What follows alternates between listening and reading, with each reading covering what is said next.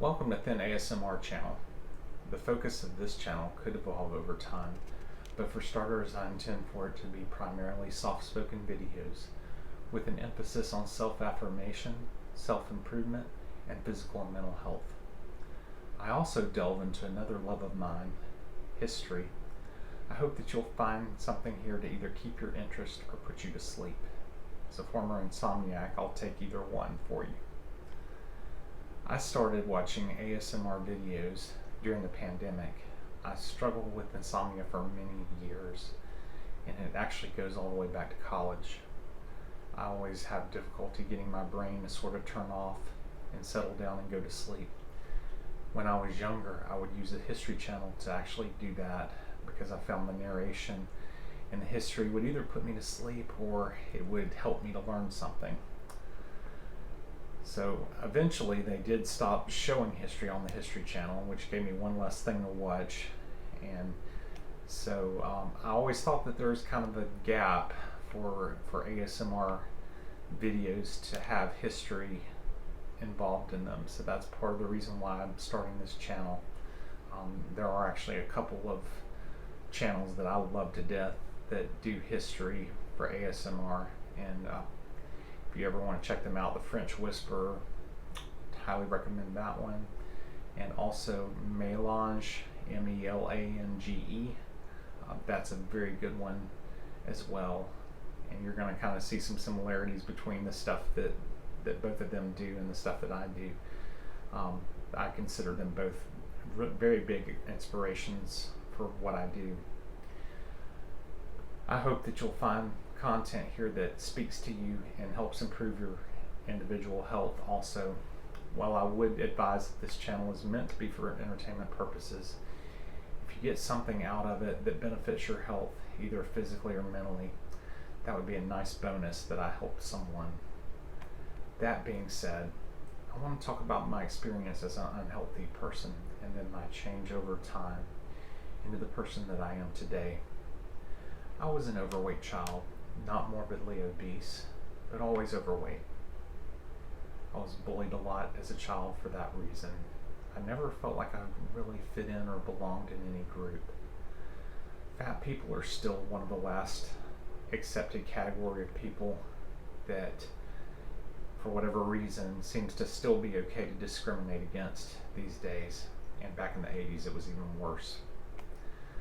My mom always had to buy me as a kid something like husky, it's called like husky pants, husky size pants for bigger kids. Always thought that was kind of embarrassing that I had to wear those. She always had me try different diets. I would always lose short term but pile it back on plus extra. It seemed like this is kind of where I began to believe, however misguided that it was, that if no one saw me overeat, it never actually happened. I would sneak food when no one was looking.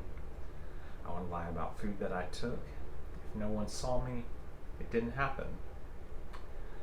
As a teenager, and eventually when I started driving, I found a good way to escape a lot of that by going to work. I always worked jobs after school and weekends after I was driving. I didn't have to be involved in activities where I could be rejected.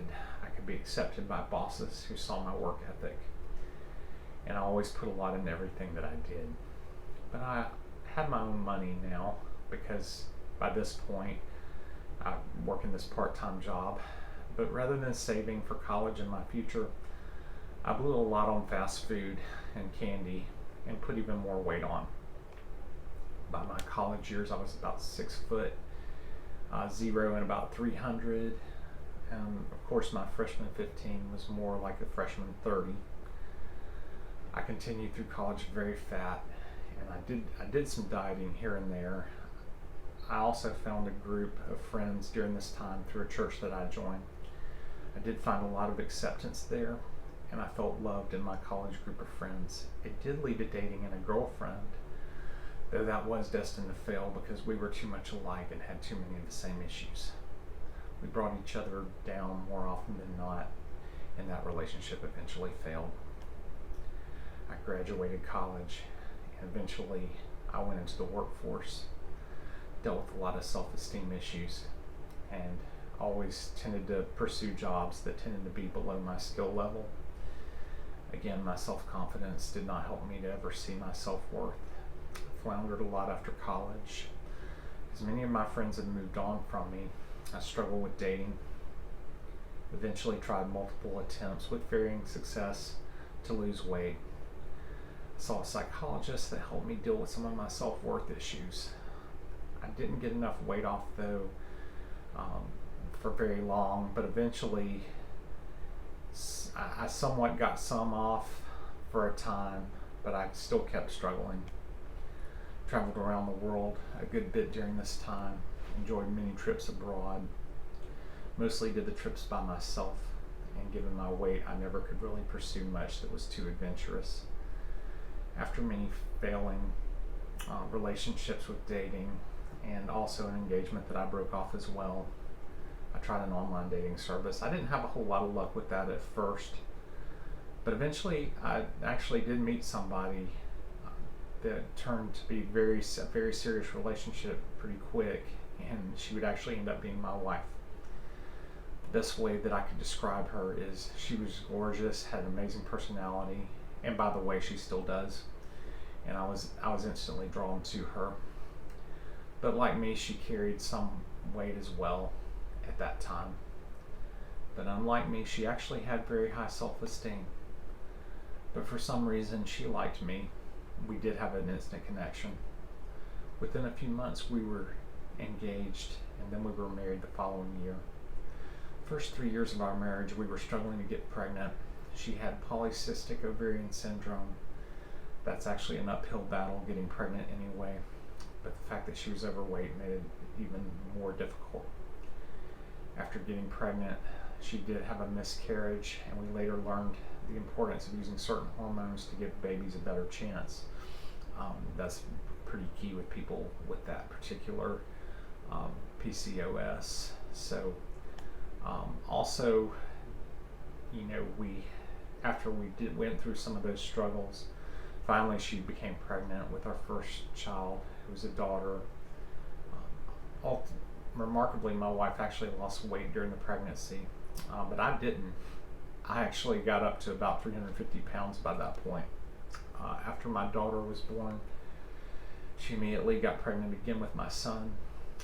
So obviously fertility issues were in our rearview mirror by that point, but we both gained even more weight. I was actually closer to 400 by then. The stress of having 2 young children led us to a lot more up and down with our weight, and really and truly we were our own worst enemies with food.